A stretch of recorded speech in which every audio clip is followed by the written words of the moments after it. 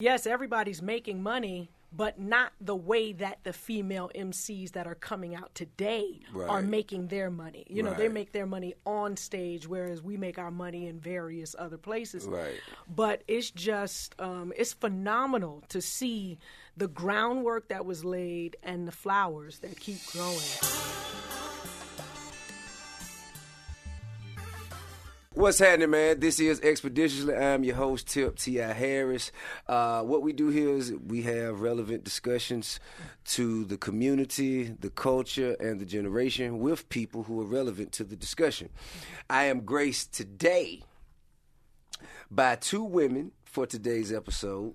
And who am I to complain? I must admit. My first guest is not only a pioneer in the industry, but she helped open the door for future female hip-hop artists by daring to do what had never been done while doing something she loved. She was the first rap artist ever to perform at New York's historic Carnegie Hall, the first female rapper to ever receive a gold single, the first female solo rapper ever nominated for a Grammy, and in 2006 became the first solo female rapper to be honored and inducted on VH1's Hip Hop Honors. Please welcome the great, the legendary MC Lyte.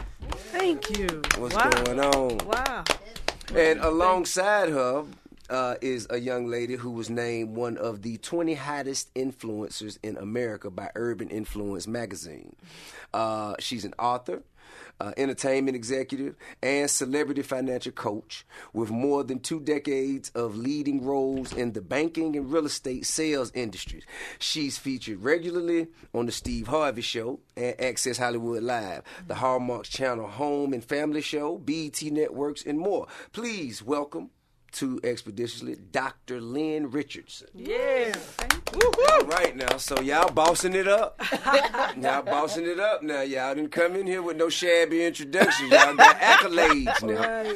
Right. So now, Lyte, I mean, humbly, I must start with giving you all of the well-deserved salutations for, you know, being a trailblazer and a visionary for hip hop. Not just as a female, because you was just dope. You know what I'm saying? And I think that a lot of your acumen led to challenging other people. Like, you know, I know there are guys in your era like, man, you ain't gonna let a girl out rap you, are you?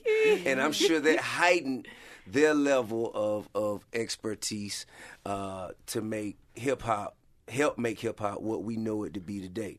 How does it feel going from where you were when you first came out to seeing right now how welcomed and appreciated it is for female hip hop artists in the industry? Oh man, it feels somewhat unreal, actually, just to see where it's gone to. You know, we looked back when I came in, you know, late 80s and then in the 90s, you know, I would look back at somebody like Sha Rock from the Funky 4+1 More and say, you know, this was the first female MC that I heard on the mic, though she doesn't get to, in my opinion, participate in the finances, right? Mm-hmm. Because she came so early at that stage.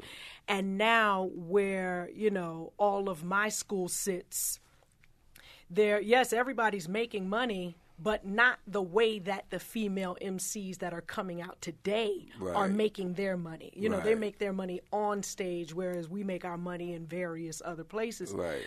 But it's just, it's phenomenal to see the groundwork that was laid and the flowers that keep growing and keep growing. And I love that everyone's into variety. Yeah. You know, that's where we finally had to get to, because, you know, we were stuck in a little space for a minute.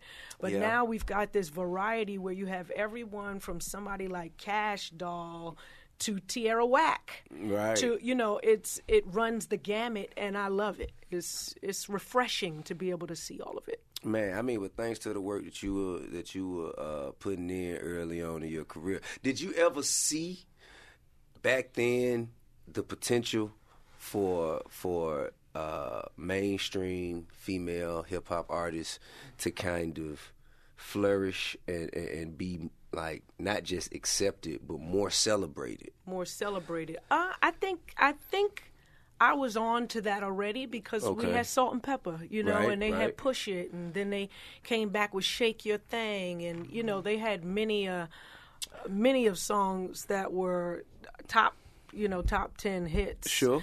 And then, you know, God's blessing, I was able to do the same thing with Keep On Keeping On, and Cold Rocker Party, and you know, other Poor Georgie. And Poor Georgie was one of my favorites. Thank you. Poor Georgie was one of my favorites. Thank you very much. That was a dope way to represent that sample. Yeah. You know, that sample was a part of my life with my uncle. He played D-Train and Earth, Wind and Fire, and, you know, Tina Marie and Rick James and all of that, and he allowed me to play his records. And I remember that with Toto, and I'll tell you something interesting about that record is we made it, and then we had to clear the sample after it was already released. You know what that means? Yeah, that means that you got raked over the coals. Oh yeah, they came in and they took it.